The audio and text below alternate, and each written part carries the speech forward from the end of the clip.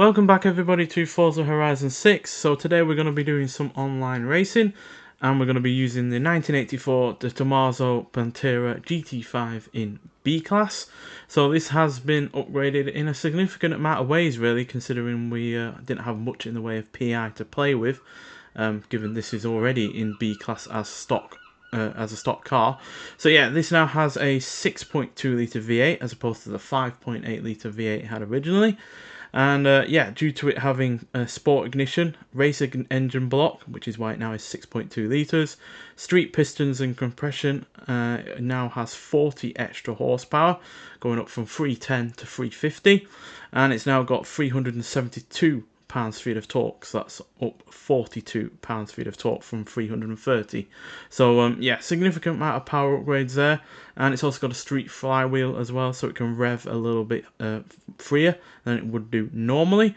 And yeah, I've also gotten rid of the hideous 5-mile-an-hour bumper that it would have on the front in stock form for the American market, as yeah, that was a kind of requirement of federal law back in the day to have those kind of bumpers on the cars. And since yeah, most cars were never made with that kind of bumper in mind, they just looked like an afterthought because they basically were. So yeah, but it's also had upgrades in certain other regards as well. It's got race brakes, race springs and dampers, race front and rear anti-roll bars, a sport clutch to help deal with that extra power, as well as a street transmission to also help with that extra power, a race driveline, and maximum front and rear track width to yeah, improve the handling.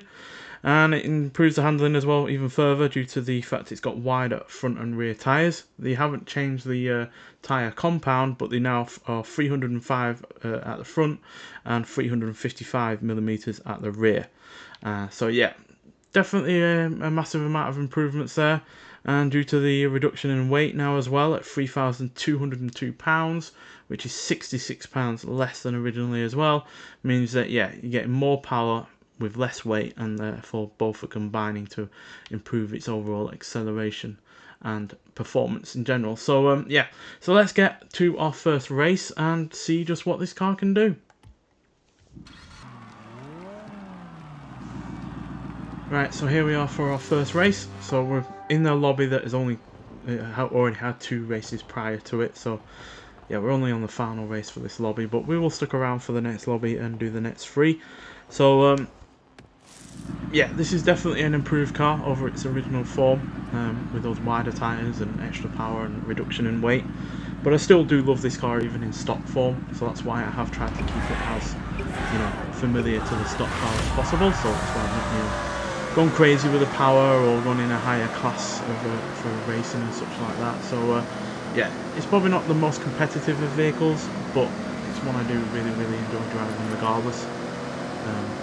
As I said back in that video a while back where I looked at 10 cars that I like driving online, it's not about how competitive the car is for me when it comes to racing online.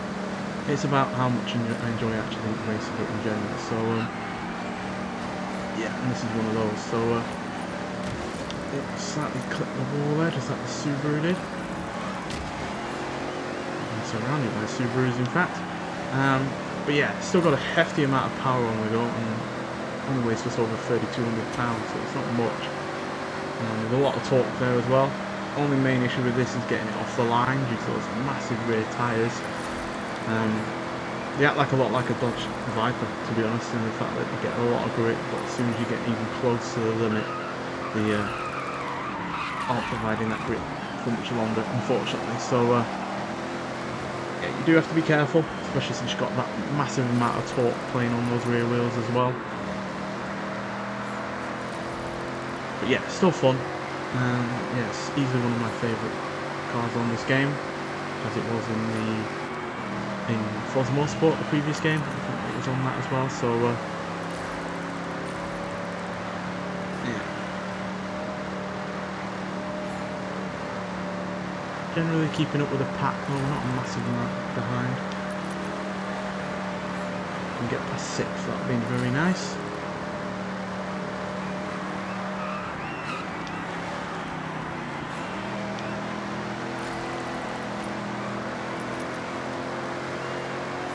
Someone's had an accident by the looks of things. I believe it's the 6th anyway.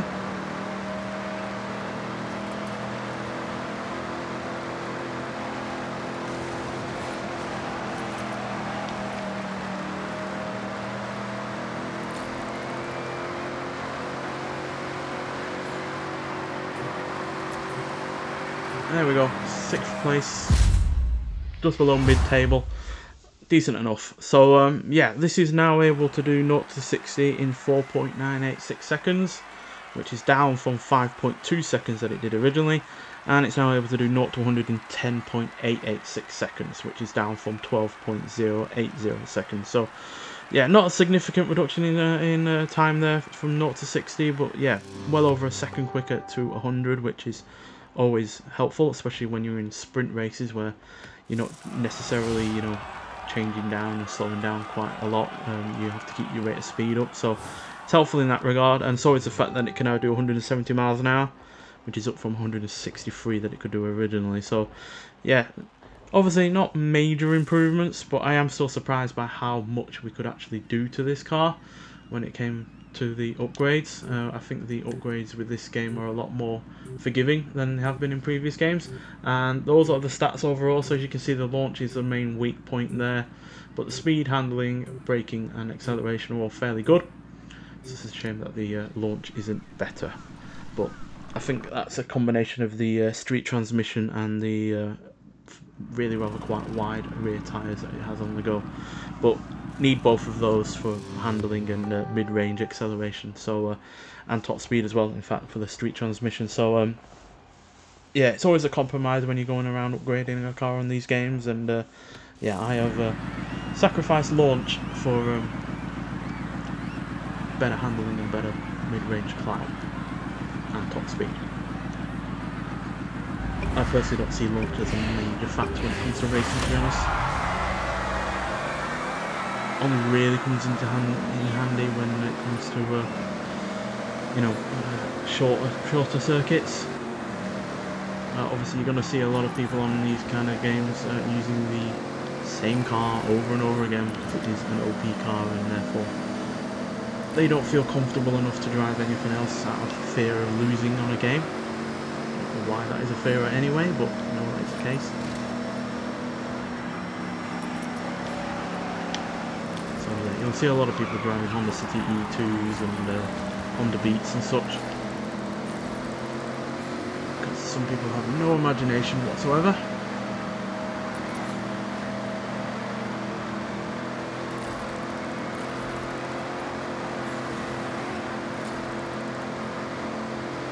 But it is fun when you do eventually actually beat them at their own game.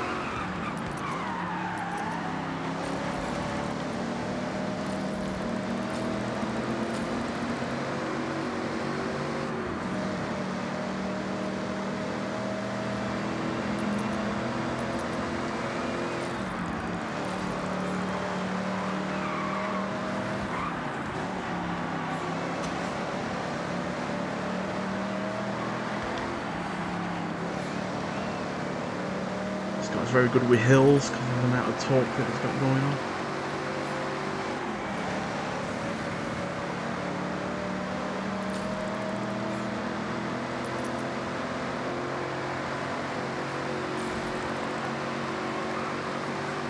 Massive amount of snowbanks here.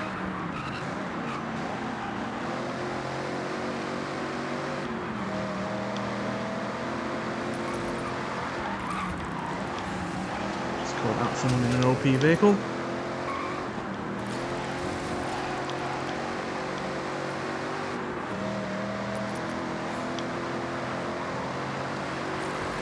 Subaru's out of control for some reason, putting us up to 4th. And yeah, we get a top 5 position this time around, which is obviously better than last time. But we are obviously in a new lobby, so this is more important a position here because we are starting from the off. Looks like that Subaru came into collision with the other Honda City E there. But you know, that's their mistake, not mine. I'm going to not capitalise on someone messing up, so you know, take advantage of that. But yeah, there's loads of cars that have not even talked about before that I like driving online that aren't necessarily competitive, so yeah, we will eventually get around to doing them. It's just that these videos typically take a lot longer than a normal, you know, review or extreme off-road builds or how fast will it go kind of video. So yeah, but I do enjoy doing these. It's just about getting around to them at the end of the day. So yeah, I am curious to see what this car could do in A-Class. There is obviously room for improvement with this car, especially when it comes to giving it a better compound for the tyres. And obviously you could shed even more weight and perhaps put even more power into it. So I am going to investigate what it's like in A-Class on my own time. Because at the end of the day we have been able to give it a whole heap of upgrades and staying within the same class that it was in stock form. So yeah, I imagine we can do even more quite large upgrades to get it another 100 PI up.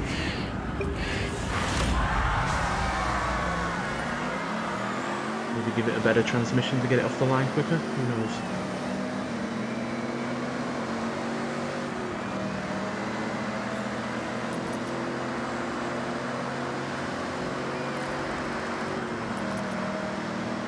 Yet done a circuit race with this car online as far as this video goes so far.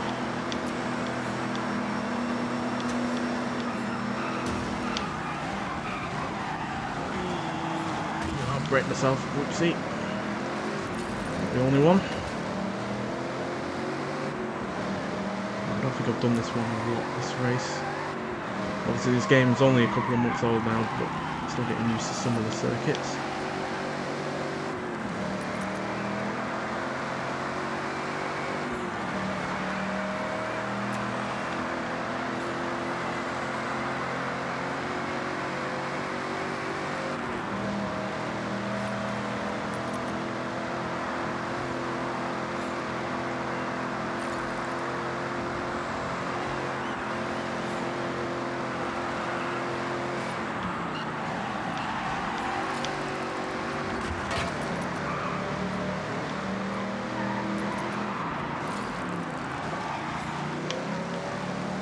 These two have had a coming together again like they did in the last race.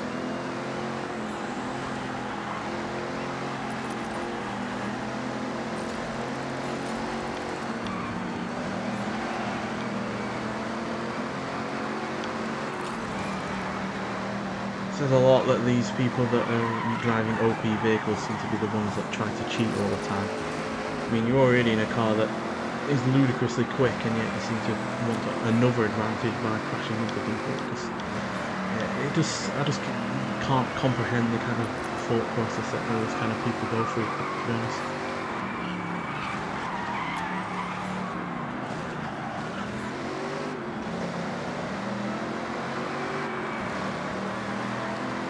And this black Subaru against one another again.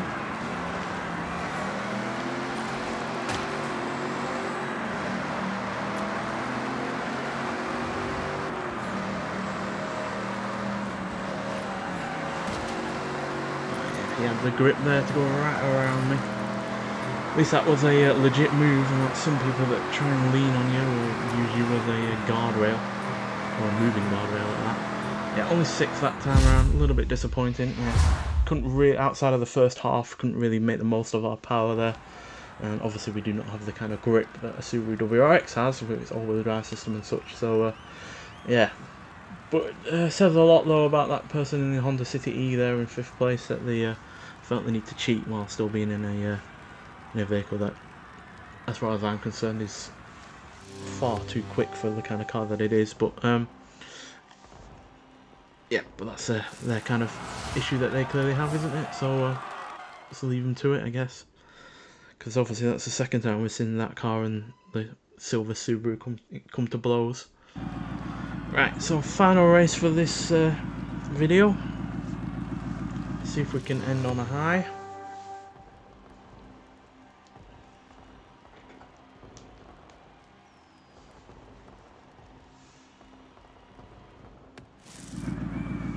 And it's night time now. And we finally got a circuit race as well, so let's see how we do here instead of the usual point-to-point races.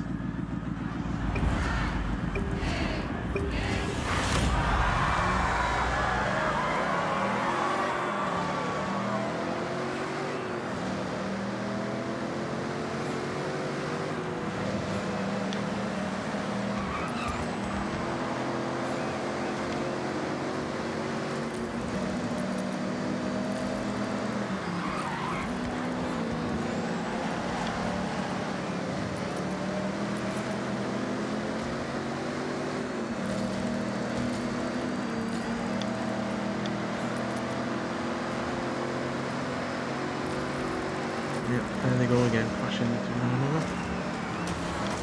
Oh dear. It seemed to be the silver Subaru that was trying to take out the black one for some reason.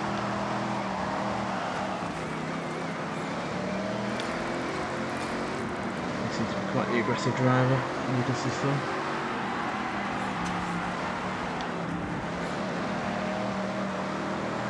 I made a mistake all on my own.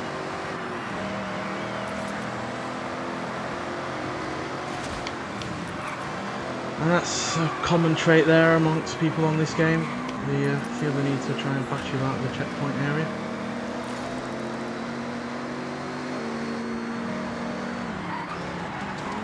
There's absolutely no reason why they needed to take the outside line on that bit there, and yet they felt the need to try and crash into me.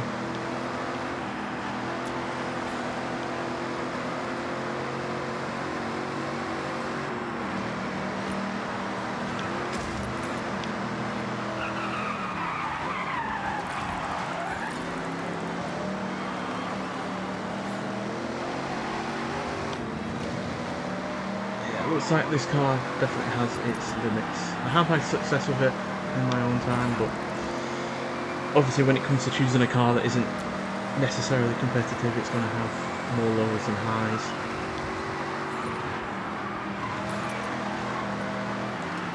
But if I'm having a positive race like the previous one was, then I have no issue with not necessarily winning. It's when you have people that intentionally crash into you that things become more irksome. Just ruins your driving experience, wastes your time, all that kind of jazz really.